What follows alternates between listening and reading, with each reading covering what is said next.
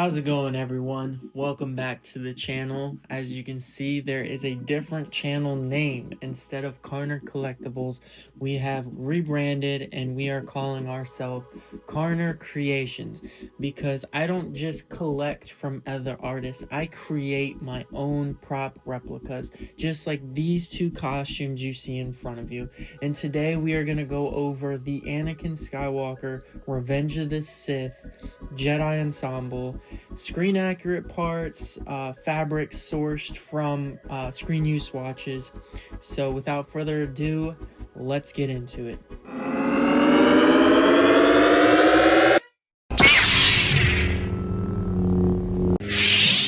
So starting at the top of the costume, we're going to start with the wig here. Now, I keep my hair short year round. My wife loves when I have my hair cut and everything, and I've tried growing my hair out and I just can't maintain it.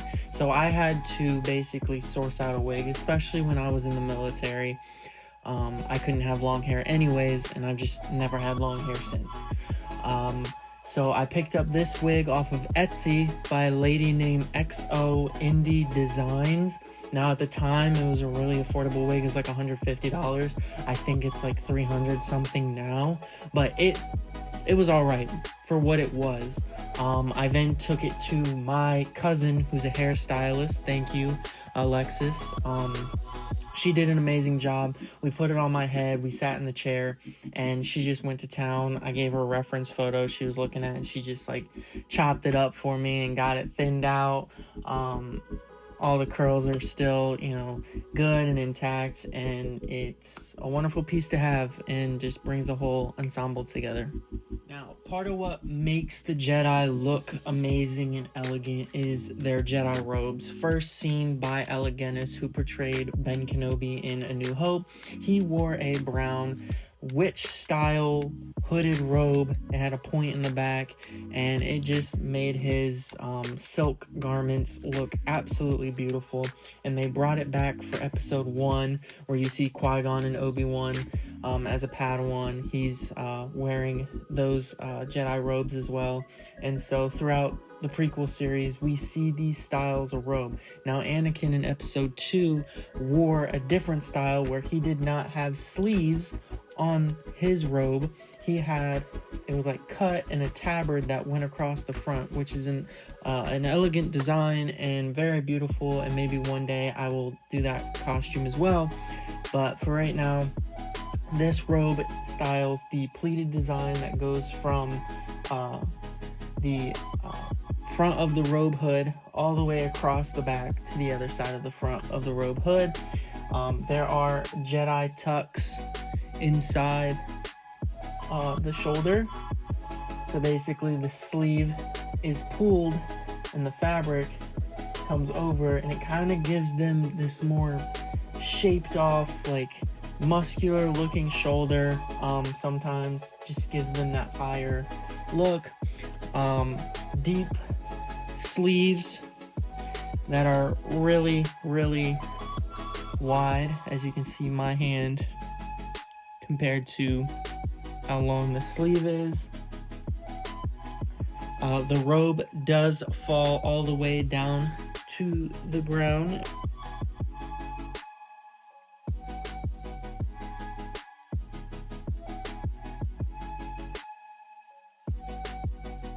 So here at the top torso section, where you have the collar and the main part of the tabards that cross the body, we're going to go over the tabards first. Now, these leather tabards, this leather came specifically from Nathan Andrews' shop.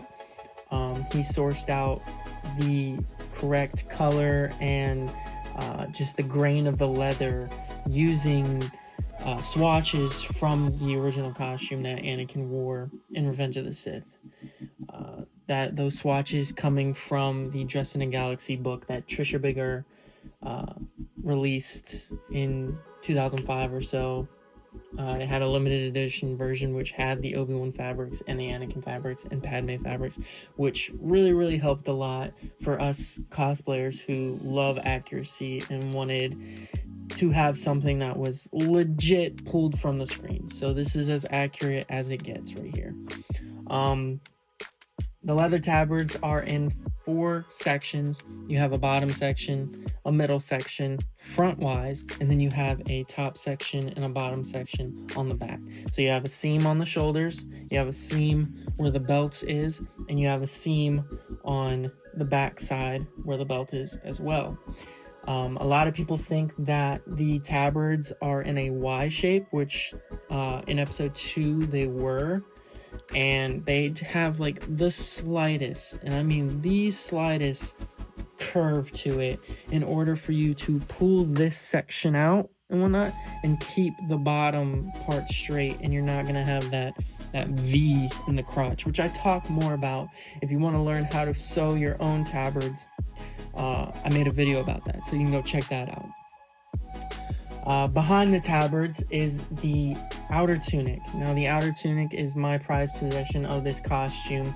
I have made 5 different versions of this being 5.0, with different fabrics. And when Nathan found this fabric and I just wanted to reconstruct my Anakin and make it as, accurate as I could, I couldn't help resist but getting this fabric and sewing, which I sewed 2 of these. The first one was terrible, and the second one, he actually taught me how to sew these costumes. I have a video on how to sew the collar and everything, and hopefully I'll have a video on how to sew the rest of this stuff eventually, if my time gets to it. But other than that, the most beautiful fabric I've ever seen. I know Justin Monk did a video where they found screen accurate fabric, and he ended up selling that one to my buddy Gregory Boggs, who inspired me to make this costume when I saw his back in 2019, and also Justin Monk's video way back then. So they're a product of what this is, and I couldn't have done any of this without Greg, Nathan, and Justin for all the inspiration and all the work they've done for this community. So I just wanted to give a big shout out to them.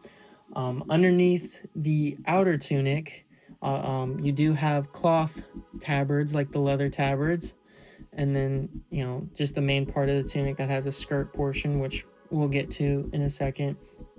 There is the inner tunic. The inner tunic was found, the fabric I found on Etsy, because Nathan Andrews ran out of his fabric, and there's a lady on Etsy who doesn't disclose where she gets her screen accurate fabric from. So when we found this on Etsy, Justin kind of sent me and showed me that he was going to work with it too, and I think I was the first one to actually make an Anakin tunic out of it, and the texture is absolutely beautiful. It looks just like the swatch as well. So I couldn't be more happier with the upper portion of this costume so far. So let's get down to the bottom. So before we actually get to the bottom, we're gonna go into the center. And this belt was made by me as well. Same with the leather, the outer tunic, the inner tunic, and the belt. I do make them. If you want to commission, hit me up. My Instagram will be in the DMs or the bio of this video. It incorporates a Vegetan leather cowhide strap, okay, with a smaller strap in the center, and then the saber belt, which he doesn't make them anymore. He was trying to get funding for them, but it's been out of stock for some time now, unfortunately. Not everybody wants the most screen accurate Anakin, and they want to be budget friendly on it. I understand, but you can't beat quality pieces. So it does unclip like the real one, and then what that was used for, having it unbuckle, is the whole middle strap is supposed to be one solid piece, and then it was supposed to cinch the belt together and tighten the belt, other than this big piece being the fastener. But because of cosplay, and I don't want to take every single piece off of the belt, I just opted to attach this to the back and have it just open in the back with some snaps, and then it's covered with a piece of leather, just like in the films.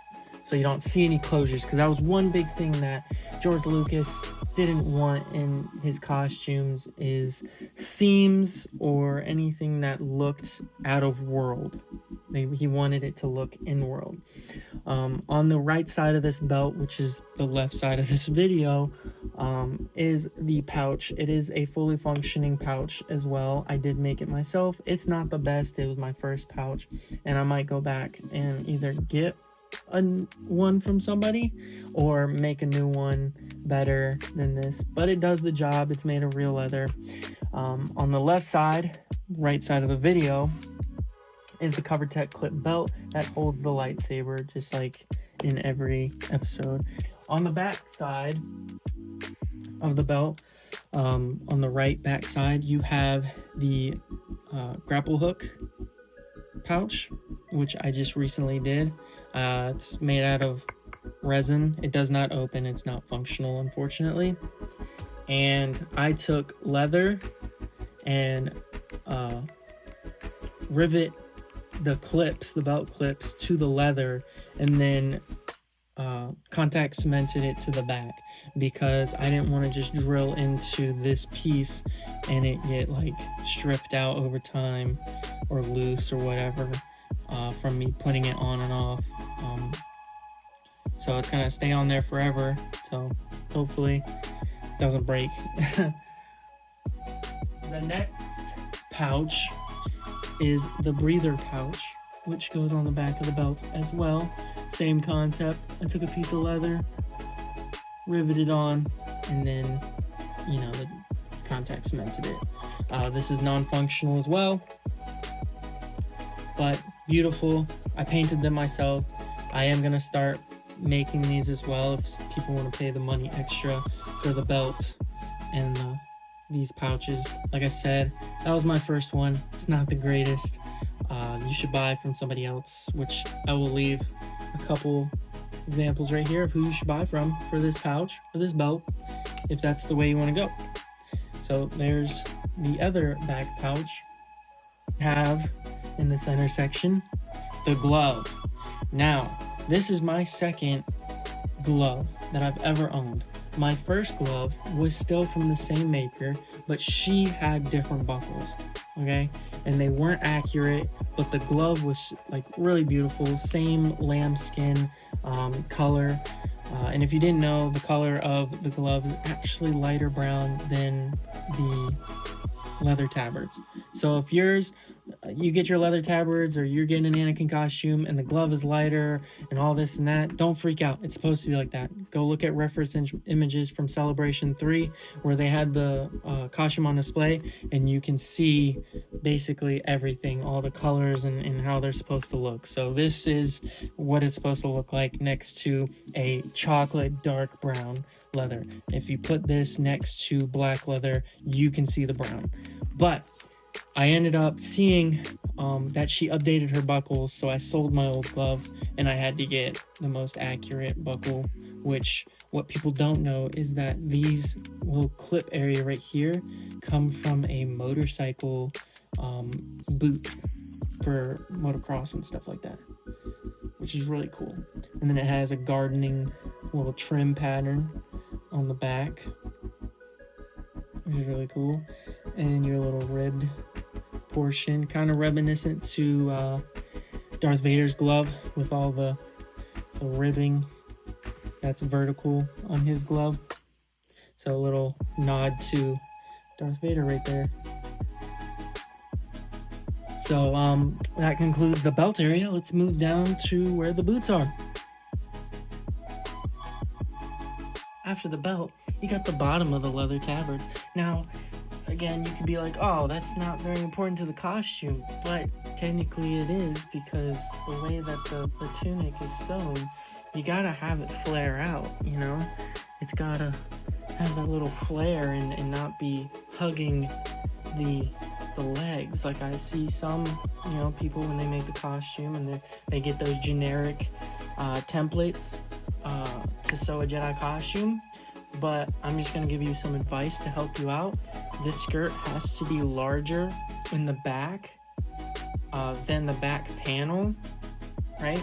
and then you pleat the skirt, right, and then sew it on. And pleating it will help give that flow that you want, especially in the back and whatnot, and it just looks so much more elegant and beautiful. So here's the bottom of the leather tabards. Like I said, underneath there is the cloth tabards that run a little bit past the bottom of the skirt. Okay, so here's the other leather tabard. Here's the other one. And then, if you didn't know, the skirt lining is not attached to the skirt. Keeps it lightweight and flowy instead of very structured at the bottom, and helps with that flowing design. So now you know, right? And also, both the skirt and the sleeves do not have seams, so they basically are stitched. I don't know if you can see that, if it's too high, with an invisible stitch, so you can't see the stitches running through here, but they are there, and they hold it up. And if you're just getting into sewing and all that stuff, I do recommend getting a serger for all your seams so they don't look all frayed and weird, because you want everything to look nice. This is a costume that, you know, just like it has to be done a certain way to look good. Like I said, this is my 5th iteration of Anakin. I've done like 2 different versions of Obi-Wan's, and then I've done some costumes for some people, and it just, like, doing it in those, you know, that manner and whatnot just really helps. So again, I hope to make a video on the skirt and how to sew that together too, so look out for that. Don't quote me on it because it takes a lot of time to make these videos, but I just wanted to get this out of here. Here are the boots. Not much to really offer the pants. Just get a mahogany color pair of pants. Dickies in mahogany is usually what people go for in the Anakin costume community. These are also Dickies in a maroon mahogany color. Not the actual Dickies work pants in mahogany, which they worked out great. It kind of looks like the promo picture photo, which, bam, I'll put right here for you guys. These boots, though, were purchased from La Sombra Cosplay on Etsy. Her new name on there is La Sombra Shop, I think. She still sells these boots. But I would recommend, if you don't want to do the process of dyeing the boots like I did, because I had to dye mine darker, go with Crow Props or Diaz Bags on Etsy. Crow Props has their own website though, called crowprops.com. Should pop up for you, which I will put all that information right here for you as well. But again, these were in a lighter color than I wanted them to be, so I had to go and get a nice brown dye and dye them myself. But they are done in the correct manner, with the leather straps going across the 3, 1, 2, 3, and they have the strap holders on the side here, that when you velcro the straps down, it just keeps them intact. And there should be 2 for each strap at the top, so there's 4 here, and then there's 1 on the ankle strap down here. It does velcro down the front spat, and that's this part, so it comes down and has shoelaces just like the actual boots in the film. It does incorporate a lug boot sole, which I wish I could show you the bottom of it. I can't remember if it's the actual screen accurate boot sole, but probably not. Again, these boots are beautiful. They just complete everything, and they give me the height I'm looking for when wearing an Anakin costume. Also, they don't squeak or anything like with the Velcro. A lot of people think that the Velcro like my brother when I first put them on for the 20th anniversary. He's like, oh, is it going to be loud walking around because of the Velcro? But no, the Velcro holds it in place, so you don't have to worry about that, which is really, really nice. But we're going to do some pano shots now of the costume. And yeah, I hope you guys enjoyed the video. I'm looking forward to doing more videos of this costume. Definitely want to do a put on, like me putting it on and showing you how it moves and different lighting. Again, this is my pride and joy in the collection. I've spent a lot of money on this. If you want to get a piece like this, you're going to have to spend the money. You're going to have to invest. But if you liked the video, comment, rate, subscribe, and I will catch you in the next video. Let's roll the film.